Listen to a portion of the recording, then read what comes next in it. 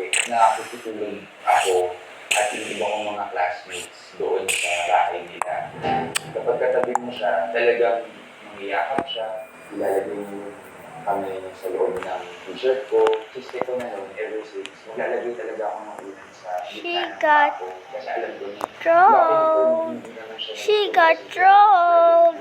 Moral, confidence level, iba na doubts, insecurities na na-heighten because of the trauma. At hindi lang daw ang gurong yon ang Winda. gimano ng abuso sa mga estudyante. Yung iba pa din kasi meron kami house parent sa makiling. So it was very malicious or kinakandong yung mga Doing the klase, L diba? dance in Hindi lang sexual Fortnite. abuse actually. Ilan din yung emotional, mental, verbal abuse. Na talagang kailangan i-preach na big deal siya kasi ang biktima ay minors. So hindi nila pwedeng sabihin na all part of artistry Yeah. or whatever. Morally, hindi dapat, oo, graduate kami, maraming tunan. Pero hindi kami lumaki properly as adolescents. Ang dami mong naipong sama ng loob, galit, regrets. So, Ang karanasang He's so trauma big. ni Jerome, 10 pa ng ilang mga estudyante, inireport daw nila Get sa pamunuan this. ng PHSA nitong nakaraang taon. Nilatag na for them. Binabaliwala nila. The fact na arts Eldins. ang tinuturo doon, you think literally you have the sphere to express yourself. Tanananan. Tanananan. Hindi yung mga tinig ninyo. Hindi nila agad Tanananan. binibigyan ng pansin at attention. Naisipan kong pumuntahin na nung abuser na yun ng L Ano dance. sabi niya sa'yo? sinabi niya na naiintindihan siya daw niya na egoistic company daw dahil siya ang bigger person sa mga sitwasyon. Pero bago pa nga yun, nagagawa pa niya kasi i-defend yung sarili niya. Ikaw, na-confront mo ba I siya? Yun na niya ako kausapin bago ako malis. The Kasi power. ano naman yung nagawa mo sa akin, kaya ko Look at the power. Pero yung sa iba, kailangan talaga. Yeah. Magpapalitan. After nun, umiyak siya sa ako. Shoots Hindi namin nagpusapin. water Pero in nagsisimula pa lang bumanap ng katarungan ng mga eskola nitong Nobyembre. After na suniwalat yung katotohanan sa circle, sa industriya, Keep the tone so- sa mga article, nagpakamatay siya.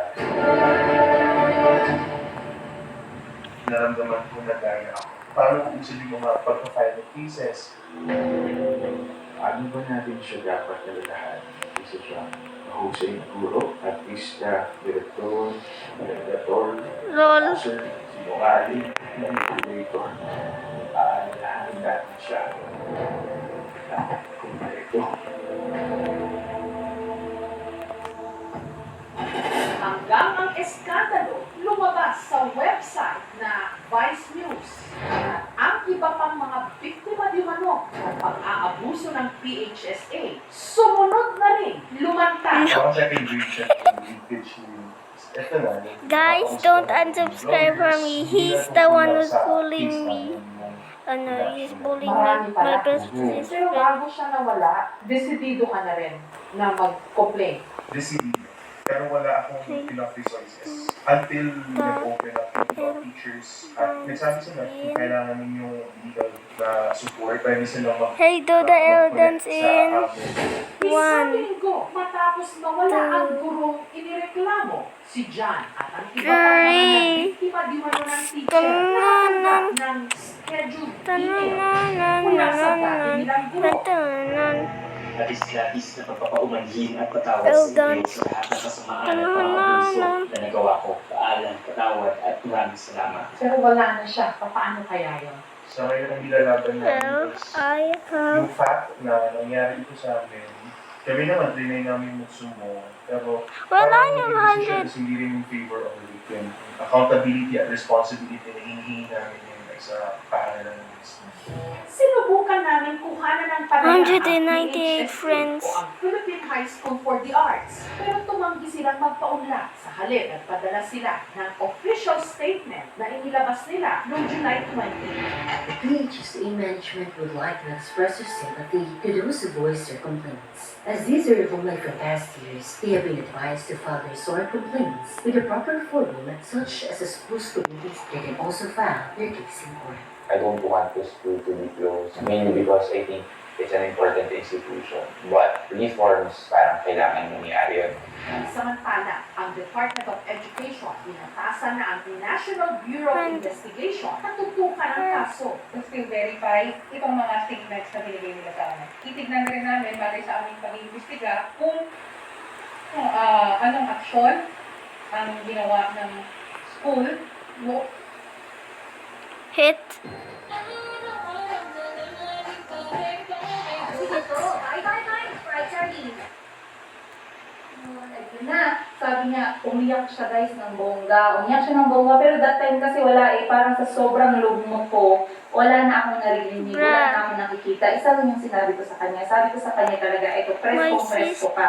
Sabi ko sa kanya, bibigyan kita ng chance. Sabi ko kasi may anak tayo at seryoso ako sa'yo. Hindi ko alam kung seryoso ka sa akin at sa akin ang anak mo. Pero bibigyan kita ng chance. Ito yung gagawin natin. Tawagan mo yung babae, sabihin mo makikita tayo ng lunchtime. Kasi mga alas 10 na yun eh. May 2 oras tayo mag-prepare. Makikita tayo ng lunchtime, haharap ako, kakausapin mo yung babae, at sasabihin mo sa kanya na mali yung ginawa mo at kesyo nadala ka lang or ano bang daman yung dalawa, sabihin mo sa kanya. At sabihin mo sa harapan namin dalawa na gusto mo pa rin magstay sa akin as pamilya mo, asawa mo, magiging asawa mo at sa nanay ng anak mo. Sabi ko sa sarili ko guys, before ko sinabi sa kanya yun, kapag depende sa sagot niya, yung magiging next move ko. Kaya alam niyo ba ang sinagot ng lolo niyo? Guys, sabi ng lolo niyo, naku, pag dinala pa kita dun, baka magkagulo ka pa. Ganun, ako pa yung sinabi magkagulo with all my composure, with all the chicken in my belly. Ako pa yung manggugulo. Sumuka na ako na natural, dito na ako, diba? Ba't ako manggugulo? Ang gusto ko lang, maamin niya sa sarili niya, sa harap ng babae, na mali yung ginawa nila at hindi, at gusto ko masampal ang babae na parausan lang siya. Parang ganun yung gusto kong marinig. Pero hindi guys eh, pag sabi ng ex ko noon, alam niyo ba, sabi ko talaga sa sarili ko, okay. Now, I asked for a sign, God gave me a sign, this is it. God just gave me the answers to all my questions. So, anong sunod na ginawa ko guys? Sobrang iyak ng lolo niyo that time, pero hindi ko na nakikita yung iyak niya. Feeling ko everything is fake that time. So, habang umiiyak siya, nag-i-impake na ako ng gamit ko kung ano yung pwede kong dalhin. Eh di, yung lola niyo, naglayas. Pero alam niyo, wala akong matulugan that time. So, nakitulog din ako sa atin niya. Pero nagtanong lang siya, nagka-problema ba kayo bago to? Sabi ko, hindi naman, parang nga kaming honeymooners eh. Sabi niya talaga, ganyan. Eh di kayo ng chuchu. Pero alam ko na sa sarili ko guys, tapos na talaga. Kahit gaano ko siya kagusto, kahit gaano ko siya kamahal that moment, kahit sobrang basag na basag yung lolang tindera nyo, talagang sobrang sakit guys, hindi ko ma-explain sa inyo kung gano'n yung kasakit. Okay, hindi ko na siya nakikil ngayon na, pero gusto kong sabihin sa inyo that moment, kung gaano kababa yung feeling at gaano kalugmok yung mundo ko that time. Eh di yun na nga, sabi ko okay, So ibali na, yun na. curious. That time guys, alam nyo, God works in perfect, mysterious but perfect way. Alam nyo ba, bago ko nalaman yun, ay nag-resign ako dun sa eskwelahan. Magkasama kami sa trabaho, di ba? Nag-resign ako guys 1 week before. Nakahanap ako ng bagong trabaho guys 2 days before, di ba? God knows, God arranged everything for me. God knew this person. I think iniisip ko minsan, iniisip ni Lord, God, iniisip ni Lord, this person is too good for this situation. Let's not even talk about the person, the other person who did bad to me. Pero alam ni Lord yung sacrifices ko, alam niya yung intention ng puso ko, alam niya ang intention ng utak ko. So, inarrange niya lahat for me, nagkaroon ako ng bagong trabaho, malayo, guys, opposite ang address. Tapos, may bahay na ako that time, doon malapit sa trabaho ko, doon na ako nag-stay. Pagka-stay ko nun, medyo nag-aaway pa kami kasi nga yung anak namin that time is nasa Pilipinas. So, medyo nagkakagulo ako ng sakit, guys. Sobra na nga ako nasasaktan. Etong lolo nyo, hindi ko alam kung pride niya ba ang pinairal niya. Talagang hinatungan niya pa talaga ng bongga. Sinasabihan niya ako sa messages niya na matagal ko nang ginagawa sa ito, ngayon mo lang napansin. Hindi ko alam kung defense mechanism niya ba yun para makakope up sa nagaganap. Pero hindi ako makapagsalita that time eh. So hinayaan ko lang siyang tirahin na kanyang mga words. Hinayaan ko siyang gatungan at gatungan yung sakit na nararamdaman ko. Yun na, nagkaroon kami ng mga Pero that time talaga hindi ko na alam ginagawa ko I'm eh. your So sinabihan ko na yung ate ko kung ano parent. nangyari. Sabi ng ate ko, nakapag-desisyon ka na ba? Sabi ko, oo, nakapag-desisyon na ako. Maghihiwalay talaga kami ng bongga. Pag-uusapan na lang namin later on about sa bata. Gano'n. Guys ha, how perfect the situation is. Wala yung anak namin nung nangyari yung mga bagay na to. Kung hindi talaga makakalimutan ko na may anak ako, baka tumawid lang ako ng daan na hindi ko alam na andyan pala yung anak ko. Baka hindi na ako kakain, hindi ko alam na anak ko pala ay gutom na. Timing na timing talaga si Lord. Inalis na lahat for me. Kaya no, from then onwards, lagi ako nag-pray, naghihingi ng signs, at lagi ako na-amaze how God arranged my life for me. So yun na nga, edi okay lang, at least nag-drama lang ako at nag-emote lang ako mag-isa, diba? Walang na-drama. So nag-try yung lola yung mag-move on guys, ng 2014 kami naghiwalay, nag-1 year yung anak namin noon. So, parang mga middle na ng 2014, talagang bongga na hiwalay na talaga kami. Hinayaan ko na siya, ako naman ay nagpatuloy sa pagtatrabaho, patuloy ako ng uwi-uwian sa Pilipinas para makita ko yung anak ko kasi hindi pa ako ready para kunin yung anak ko that time. Financially, mababa lang yung sahod ko, wala akong ipon, lahat ng naipundar namin nakapangalan dun sa ex ko, so wala talaga akong maibenta. Binenta niyo yung sasakyan, ang pangalan nun, dalawa kami nagbayad, ang ipon namin sa bangko, pinirmahan ko din nung lumayas ako. So, syempre, very emotional tayo. Kaya nga guys, yung sinasabi ko sa inyo, kapag ka-emotional tayo, pag sobra tayong masaya, sobrang galit, sobrang lungkot, or kahit anong sobra na feeling, huwag kayong gagawa ng desisyon. Kasi pag sisisihan mo talaga. So, dito na nga guys, sabi ko, okay, ay di na patuloy na yung lola nyo. So, masakit pa din, mga matagal pa din ako nakapag-move on kasi the whole year of 2014 at the whole year ng 2015 yung battle ng emotions ko at ginagatungan niya lagi na talagang pinapamukha niya sa akin na talagang sinadya niyang lokohin ako ng isang taon. Talagang pinamukha niya guys. Walang remorse. Walang pagsusori, walang hindi humingi ng tawad. Ang last ko lang na nakita siya na parang nag-remorse siya is yung lumayas ako nung nalaman ko, nung umiyak siya. After nun, lahat ng ginawa niya, sinabi niya, pinakita niya is all gatong.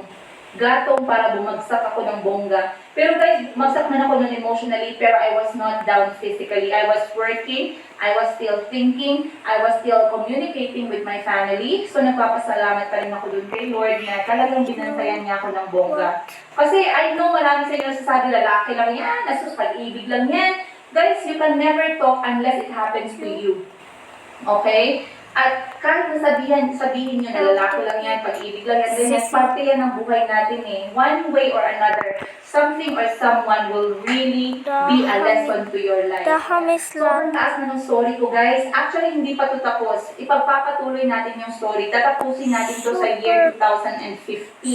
Kung kailan nasasaktan pa rin ako ng bongga ng mga taong yun. Kung kailan grabe pa rin yung away namin kasi gusto niyang kunin yung anak ko. Eh ayoko nga kasi feeling ko that time, yun yung revenge ko sa kanya. Yun yung mga unang-unang iniisip ko guys ha, very immature pa ako that time. So, tapusin natin sa 2015 ang kwento. Siyempre marami pang naganap after 2015 at i-fill-in ko kayo dyan. Sana hindi kayo nalito sa beginning ng kwento-kwento ko na to. Kung meron kayong mga question, unless hindi niyo talaga nakuha yung sagot dito sa episode na to, mag-message na kayo guys. Or gagawa ako ulit ng isa pang episode para naman malaman ng lahat. Sister. Drama, comedy, Korean, sci-fi. Thanks, G-Fiber. Enjoy your favorite apps. Hey, hold on. Oh, Raid Creator with clothes. Bundle of my... Ngayon guys, pagkagabi nung tulog na ang lahat, napansin ko yung cellphone niya na iwan niya sa baba kasi dalawang floor yung bahay. Okay? Napansin ko, pagbaba ko, kumuha na ako ng maiinom. That time, gabi-gabi na siya, nasa kwarto na. Alam niyo yung mata ko guys, nakatutok guys, dahil yun na, na-inlove na yung lola niyo, ganito, ganyan na. Tapos, kilala na naman siya ng mga family ko kapag tumatawag ako sa mga family ko, nag-uusap na din kami sa video, ganyan, ganyan. Pero hindi ko pa talaga pinano noon na magkapamilya. Pero syempre, ano pa ba? kahit na hindi nakaplano, di nangyari. Eto, nabuntis ang lolang tindera ninyo. Feeling masaya naman ako. Dance. It's dance. Kasi syempre It's parang, dance alam mo 3. yung whirlwind romance na feeling, yung parang sobrang bilis ng pangyayari, tapos parang in love ka talaga. Ito tatalo sa inyo talaga, sobrang in love ako that moment, yung parang 100% walang natira sa sarili ko. So, nabuntis nga ako, ganyan, okay, binigyan ng pangalan, masaya kami, pumunta ka. Ayan, yung Uto, Uganda! Welcome once again sa ating YouTube channel. I am Princess Giga at heto naman po tayo sa ating kaabang-abang na kwento-kwento. Subscribe, don't forget to subscribe in my YouTube channel. At huwag din po kalimutan i-press yung bell button kasi ito may lamok. Nag-disturbo ng lamok. Don't forget to press the bell button for more notifications para lagi po kayong updated sa bago nating mga videos. Ayan. Okay guys, I know marami sa inyo ang nag-aantay ng episode na to. At ngayon, I am so ready to share it with you. It's about my past love story at kung sino nga ba ang anak ko or ang totoong anak ko. Actually, anak ko po silang lahat. Okay? Ayoko po kayong i-confuse. And anyway, yun naman po talaga yung totoo. Nararamdaman ko at syempre, iniisip ko din sa pang-araw-araw na sila talaga lahat ay mga anak ko. Ayan. Kaya pag napapansin niyo po, yung mga sagot ko sa tanong ninyo, isa lang talaga, yes po, anak ko silang 5. Yes po, anak ko silang 5. Marami sa inyo ang nalilito at marami sa inyo mga mariteses. Pero okay lang yan, guys. It's very fine. Kasi like I said, I am very, very ready